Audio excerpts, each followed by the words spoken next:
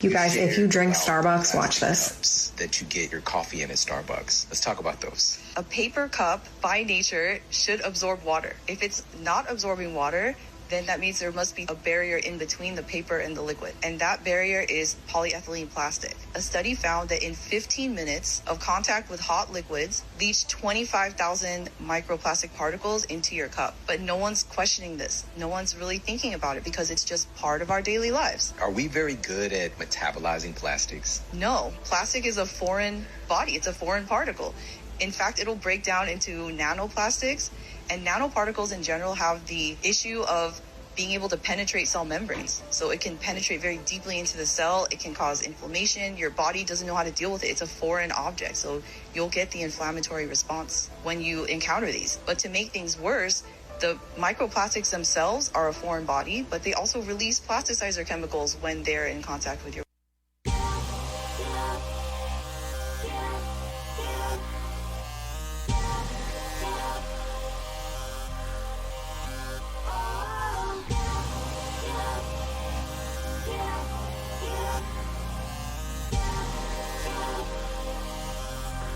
man, choking on my coffee. Hey, does anybody want coffee? Who wants coffee? I just made a fresh pot of coffee. Does anybody want coffee? Who wants coffee? Does anybody want coffee? Who wants coffee? Having conversations about society, one cup at a time. Coffee with RW. Un cafecito. Pour yourself a cup and join us. Es un cafecito.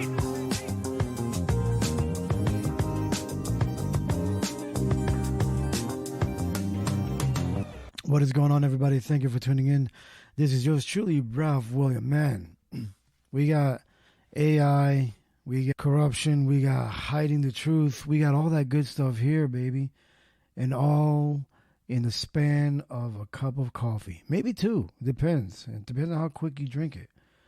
Speaking of drinking coffee quick, as I have in my hand a nice steaming hot cup of joe with a nice little mug courtesy of our friends in Canada.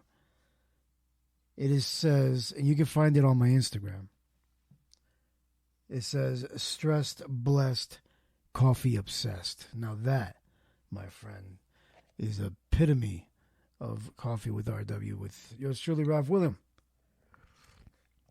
Oh, I almost had a preempted sip. Sorry. Here you go, guys. If you have your coffee mugs, your travel mugs, your sippy cups, your doggy bowls, if you have a beer hat and you want to drink it like that, then go ahead and do so. And join me in this sip of cafecito.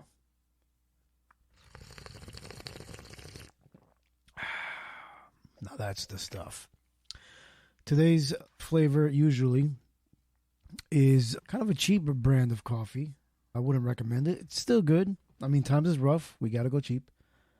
But my tried and true creamer is Silk almond milk coffee creamer, vanilla flavor today. They have several flavors. If you don't know, I don't know why I'm talking like they're my sponsor, but I enjoy it so far. They're the best ones. But they have vanilla, they have caramel, they have creme brulee, and they also have a sweet and creamy. Yeah, sweet and creamy, I believe. And a mocha, but I'm not too fond of the mocha. But that's neither here nor there. If you're a fan of it, then try it out. It's like having chocolate milk. And then it just turns the liquid into just something completely different. So, but anyway, let's get into it. You're here for the coffee and the news. So let's get into it. So I got some stuff here about AI. I got a couple of things with AI. And you know what's good about AI is that I use it a lot. If you guys listen to my podcast or my radio show, I use it a lot. And it's good to embrace technology. Technology is a beautiful thing. If it helps you get from A to B a little bit quicker, or just makes things a little bit easier, then I recommend doing it with no problem. But I understand the issues that certain people have. of course, we're going with the Actors Guild, right? And the writers' strike and all that stuff. But it's not only affecting movies, but it's affecting authors as well. Now, if you want to use AI as like and I know this. I haven't tried it yet. It would be cool, but there is something called I think it's called ChatGPT Author, and you can pretty much create a book on your own and just sell it, or just make it just out of fun. And but if you want to have a writing style, you can say, "Hey, I want a writing style of Stephen King," right? I don't know a lot of authors. I can't read. But that's just one that I know of. But how do they get the style AI? How do they get the style of a Stephen King? Well, apparently they're feeding books to AI, like ChatGPT or Meta, right? So that the AI can pick up certain ways to be more human or answer certain questions a certain way. And I mean, of course, you got to give it information if you want it to learn something, right? So apparently that's one of the things that are getting some authors panties in a bunch, which can you blame them? Like, that's their work, taking away their work. Here's an article that I have here. And of course, I'm using AI so that you don't have to be subjected to me trying to read this. But this is a article of the books that are being fed to AI, I guess, to make it seem more realistic. Or, I don't know, more human? I mean, yeah, might as well. Almost 200,000 books are being used to train artificial intelligence systems by some of the biggest companies in technology. The problem? No one told the authors. The system is called Cwrw, and according to an investigation by The Atlantic, the dataset is based on a collection of curated epics spanning all genres, from erotic fiction to prose poetry. Books help generative AI systems with learning how to communicate information. Some AI training text can be pulled from articles that are posted on the internet, but high-quality AI requires high-quality text to absorb language from, according to The Atlantic, which is where books come in. Cwrw is already the subject of multiple lawsuits against Meta and other companies using the system to train AI. Now, thanks to a database published by The Atlantic last week pulling from Cwrw, authors can see whether their books specifically are being used to train these AI systems, and many are not happy. Now, that's a good thing. I'm completely gutted and whipsawed. I am outraged and at the same time feel utterly helpless, wrote Mary H.K. Choi on social media upon discovering her work was being used. I'm furious and want to fight, but I'm also so tired. Choi, whose debut novel Emergency Contact appeared in the database, further explained her feelings in an email. The book, which centers on a young Korean-American woman navigating a new relationship, was deeply personal, and Choi was initially told her story was too quiet and niche. The book later went on to become a New York Times bestseller, and found audiences around the world. A book encapsulates infinite choices, boundless permutations, and even shortcomings of the author at the time. That sounds like a book that I might want to listen to or read, right? But there is, the one good thing about it is that there is a database that authors can go look to see if their book is being used by AI, right? Now, man, this artificial intelligence thing is going bananas. One of the things that AI has brought us is robotics, right? And boy, am I going to need a sip for this. One moment, please. All right. So one of the things that it brought us is robotics. Now, there was a summit, a UN assembly, I believe.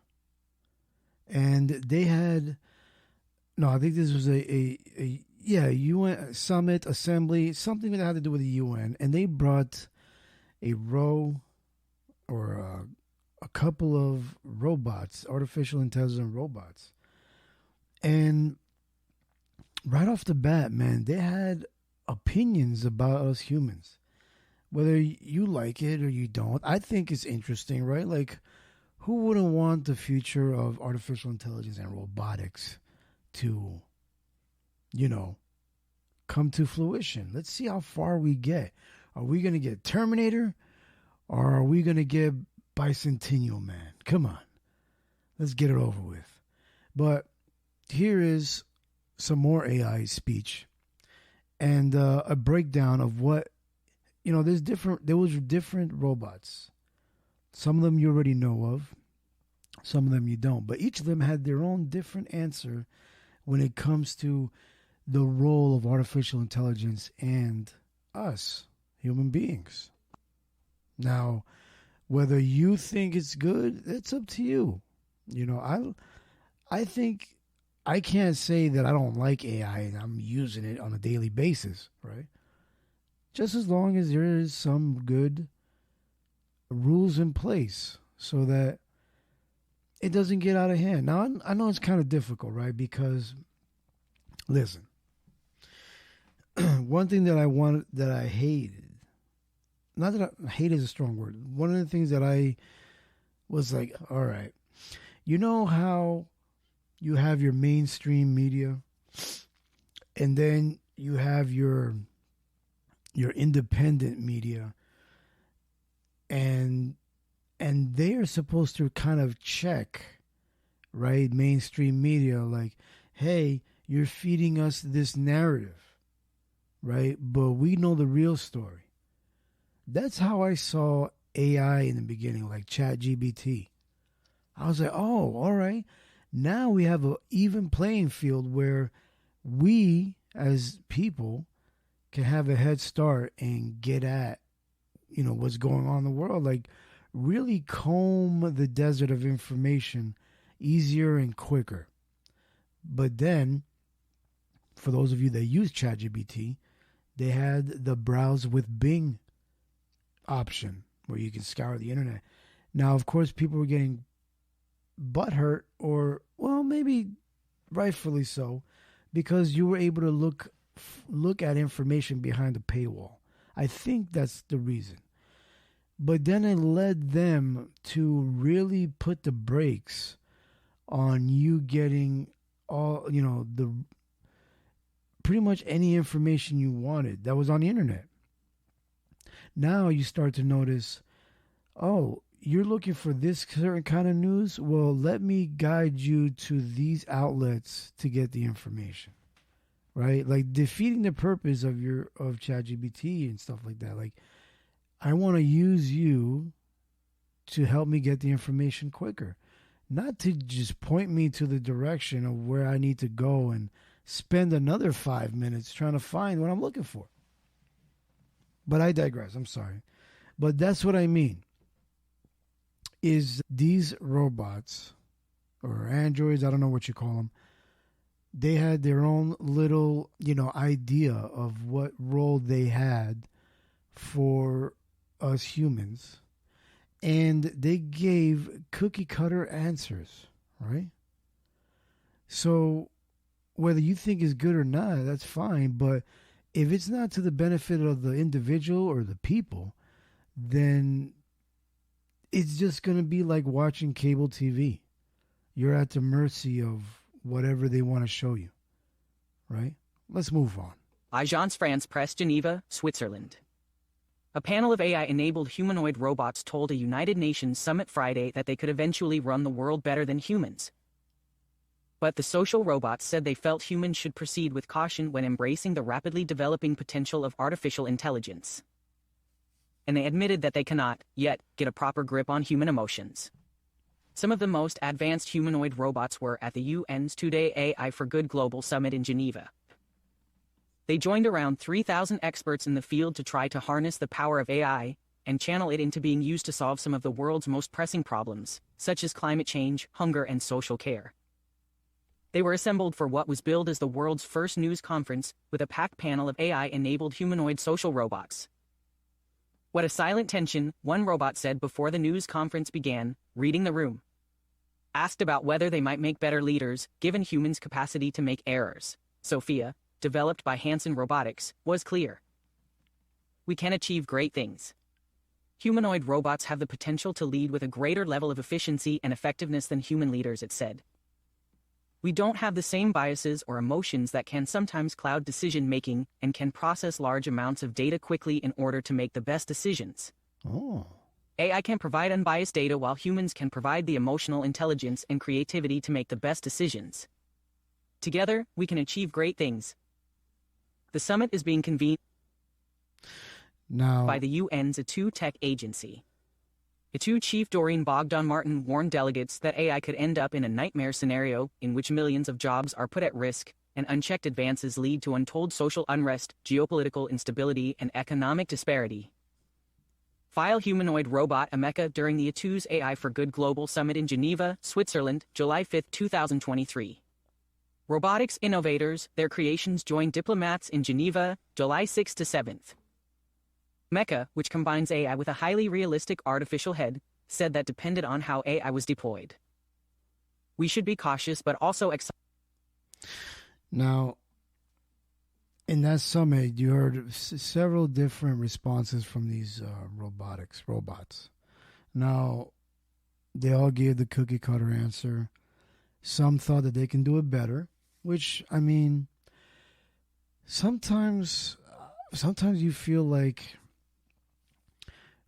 at least in my head, right? Like I might be wrong, but I think that for humans, we think the best way to come off as intelligent or what we perceive as progression in intelligence is how to be more robotic or how to be more efficient or logical in our decision making. Now, of course, these robots who think that they can use massive amounts of data and put all that information together and be able to come up with a conclusion, in a quicker time, that makes them better than us, right? Now, I know there's a lot of different kinds of intelligence, but that's what I'm talking about. Now, on another note, on this AI theme, there was a study done, kind of another UN, a lot of things have been happening with the UN lately. So there was a UN assembly, they had a bunch of like presidents and speakers and stuff like that. They used AI to conduct a study on all of their speeches and everyone's speeches that presented there, just so they can get an idea on what is plaguing, the world. So they're using AI to get a general sense of global, resolve when it comes to conflict and things like that. Let's see what it has said. Let's see what the study had to say. Probably more cookie cutter stuff. A team from the UN's Department of Global Communications analyzed speeches made by 178 world leaders and ministers during the UN General Assembly in late September 2023. Methodology: utilizing AI, the team conducted a global analysis of the speeches, further dissecting the data across geographical regions to understand the emphasis on various issues both globally and regionally. 3. Findings: globally, climate emerged as the leading issue, followed by development and peace. Regional emphasis varied. For instance, in Africa, climate and development were pivotal, along with security. In Asia and the Pacific, cooperation and multilateralism were underscored. Eastern Europe focused on the war in Ukraine along with climate, while Western Europe and other member states highlighted human rights and AI alongside climate and peace. 4. Implications: the study highlights the collective concerns and differing regional priorities, suggesting the need for multifaceted approaches in addressing global challenges. It also underscores the potential of AI in discerning global and regional priorities, aiding in better policy formulation and international cooperation. 5. Discussion points: reflect on how the identified concerns intersect with one another and the holistic approaches needed to address them. Deliberate on the role of AI in shaping understanding and responses to global issues. So, with that being said, a bunch of cookie cutter answers, but they just analyzed everyone's speeches and they pretty much came up that everyone is on the same agenda of climate change, world peace. And it's funny how that summit just happened late September, I believe. And of course, with current situations, we have these bombings and killing of a lot of people. So AI, how are you going to fix that with Israel and Palestine? How are you going to fix that, AI? Where you got your stuff? How are you going to fix that? But anyway, we're just going to take a quick little break. You're listening to Coffee with RW.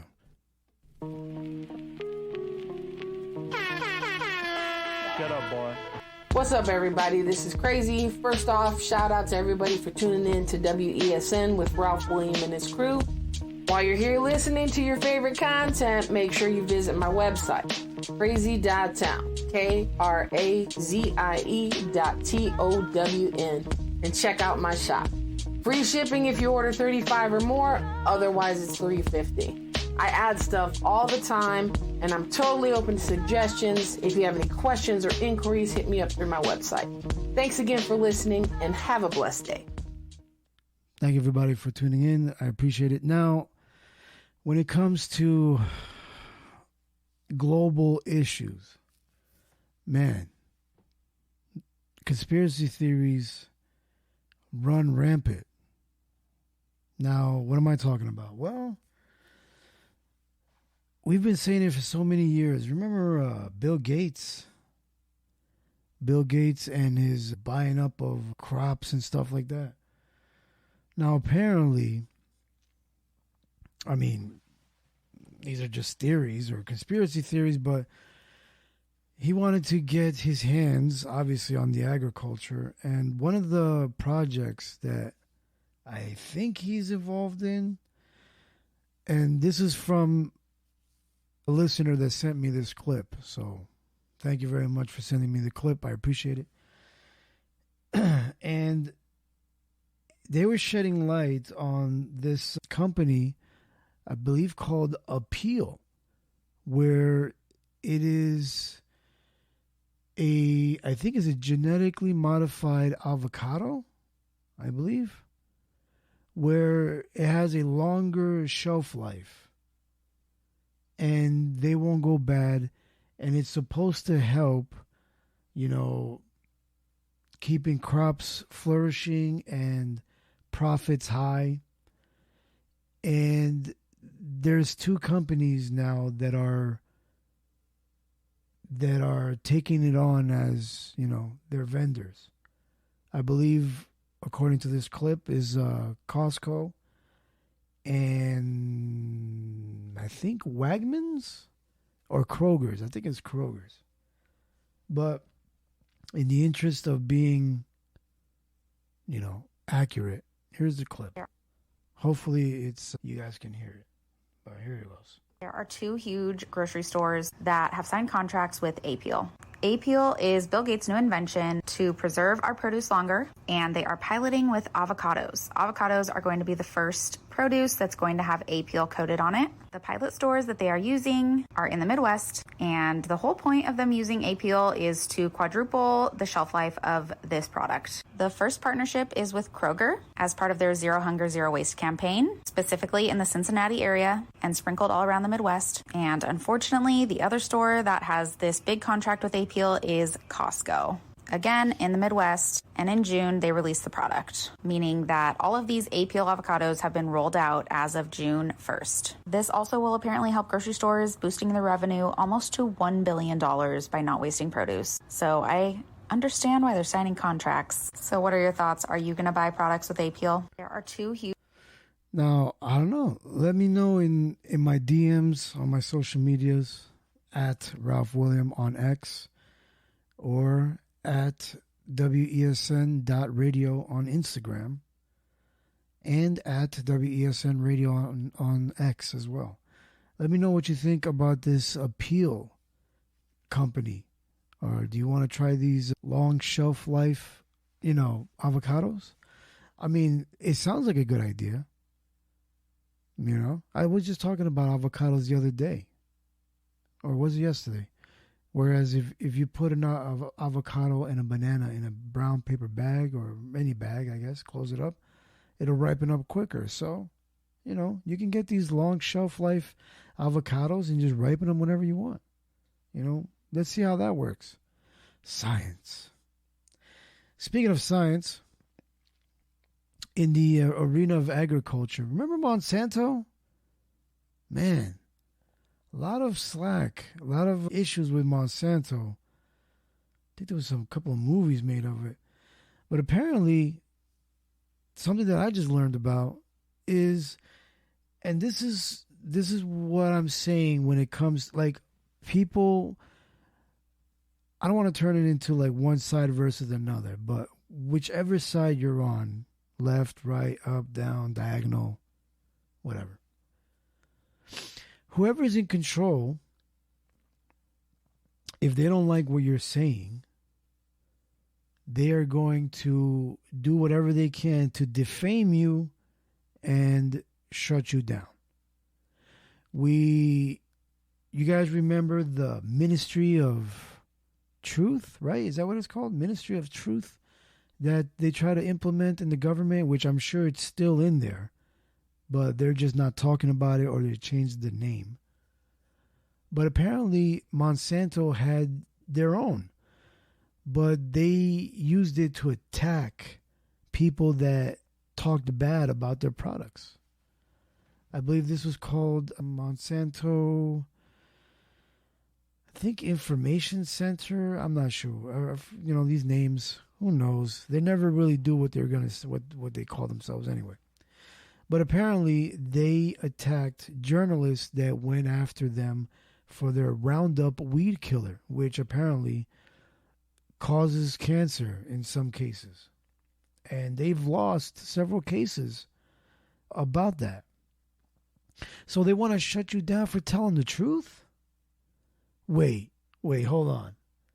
So if I say something bad about a company that you find evidence that is doing harm to people, they can send out hit pieces on you or come up with some crazy stories, to knock you off your pedestal or wherever you're shouting your information from. Take you off of Twitter, take you to court, lawsuits. You can't say anything bad about a company. You can't say bad about an election, and you can't say bad about a president, because we're coming for you. Whether it's the Ministry of Truth, whether it's this Monsanto thing, but whoever's in power, they want to shut your voice down if you have something on them, right? So let's get into some details, because I know there's some people out there that love the details. So here are the deets on Monsanto.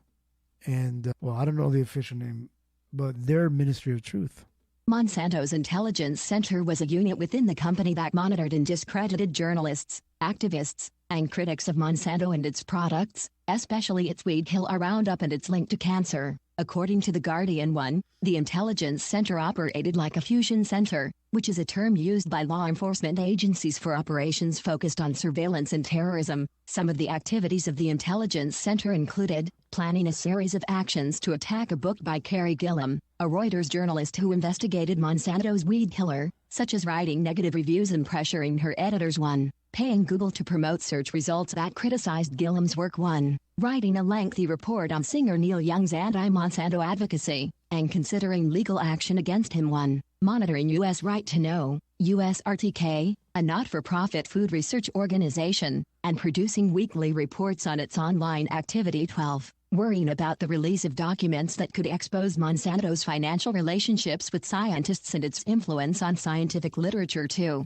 The Intelligence Center's documents were revealed as part of an ongoing court battle on the health hazards of Roundup, which has been linked to a type of cancer called non-Hodgkin lymphoma, NHL. Monsanto, which was bought by Bayer in 2018, has lost 3 trials and agreed to pay billions of dollars to settle thousands of claims by cancer victims too. Now, hey, yeah, these things have been happening for years and years, but does that still make it okay? That we're not allowed to say anything? You know, these things are going to continue to happen, I get it. But at least keep the main principle out. You know, have some good journalism. You know, get in on the details and find out what's really going on. Let people know, like, yo, this stuff is bad for you. They did that with cigarettes, you know? I used to smoke. I'm glad I stopped. Took me like 2 or 3 times. Ugh. Glad I did it. I remember the difference now too, looking back at it. Like I used to be one of those, I loved swimming. I loved to be in the water. And I could tell when I was smoking, I wasn't able to hold my breath very long under the water. Or swim or you know, do a lot of exertion. Now, you know, even though I haven't done it in a while, but last time I was in the water, I lasted a pretty long time, you know. And you can regenerate your lungs. So it's never too late to quit if you're a smoker out there. So try and stop smoking, man. It's I mean, you're free to do what you want, but you know, it's bad for you. It's killing you. All right, moving on. Let me get into another sponsor. I don't know, whatever you want to call these things, commercials. I don't have a clip on me. I didn't get a chance to, but let me see if I can do it off the top of the dome. Go to r2da.shop. r2da.shop. If you want to look up teas and get some tinctures for your health, sign up for their newsletter, and you'll get a monthly newsletter about health and wellness, tinctures, and teas. Her name is Shelby, so make sure to let her know that Ralph William and WESN sent you over. Go to r2da.shop.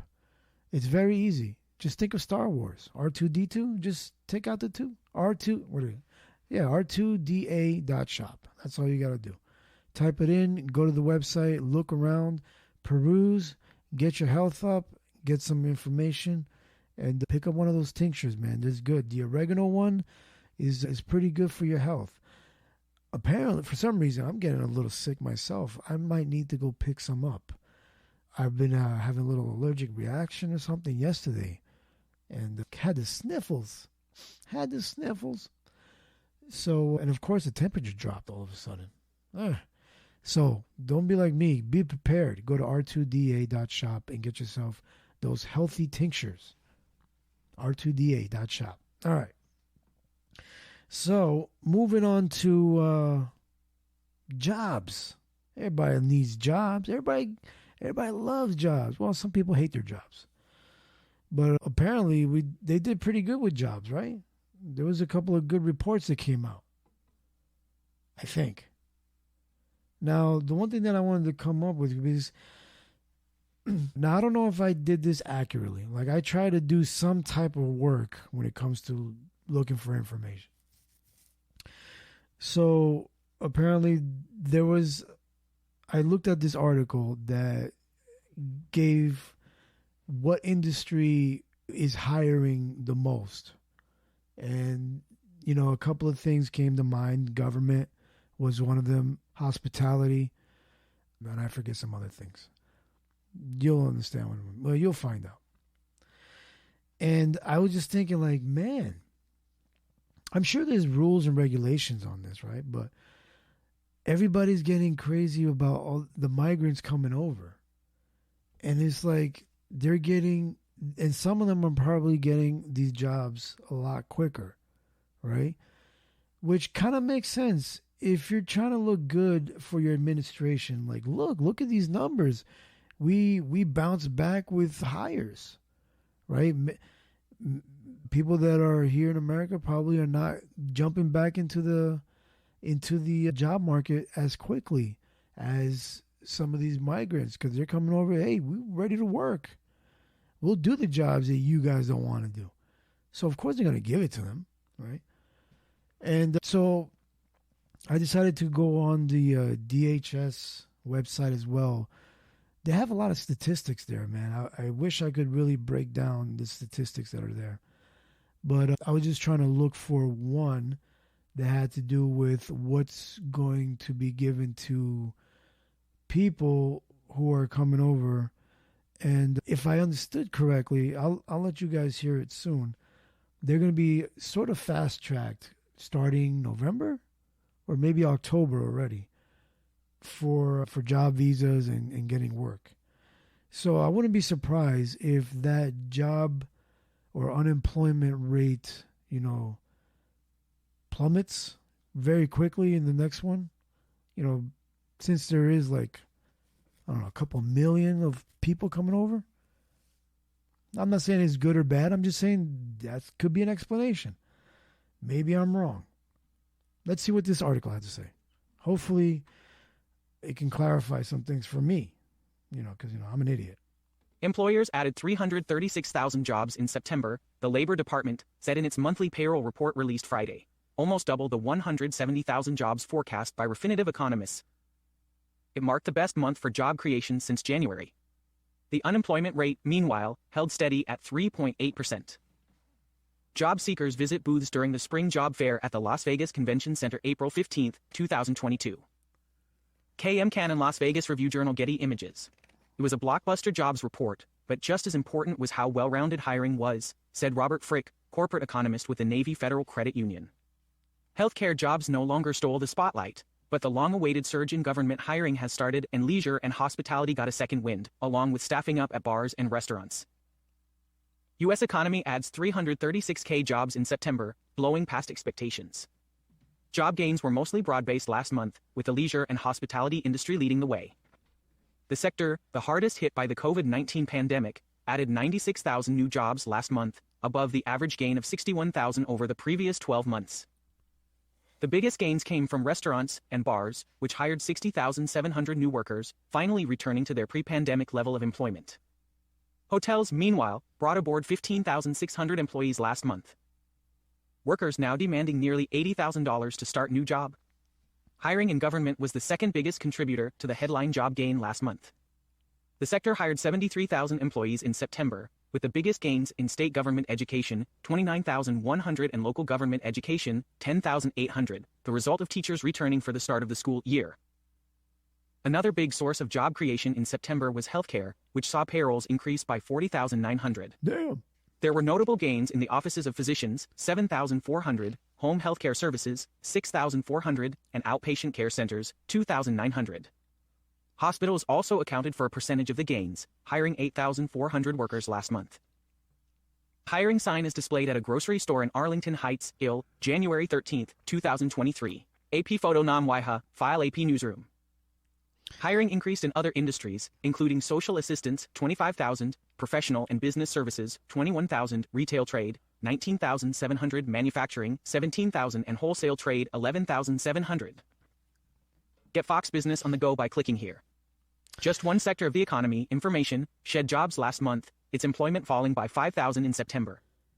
The losses were concentrated in the motion picture and sound recording industries, reflecting the impact of labor disputes, the Labor Department said. It's messed up how the music industry got hit the hardest. Well, and the movie industry, right? But there's a lot of, the big takeaways that I got is government and the hospitalities and healthcare. Yeah, they were pretty up there. Now, I know they're being vetted. I am not, not that crazy, but people get paranoid a lot with clips of people marching like if they were in the military, crossing the border, mostly males. And a lot of stories of, women and children, and I'm sure there is some, but there are a lot of males in there. And of course, terrorism that happens all over the place. There's stories of trafficking, drugs, picking up people that are crossing the border. I'm sure they got a good amount, but I'm sure they missed a whole bunch too. Now, I'm sure none of them are getting into our government jobs. I hope not. Man, that would suck.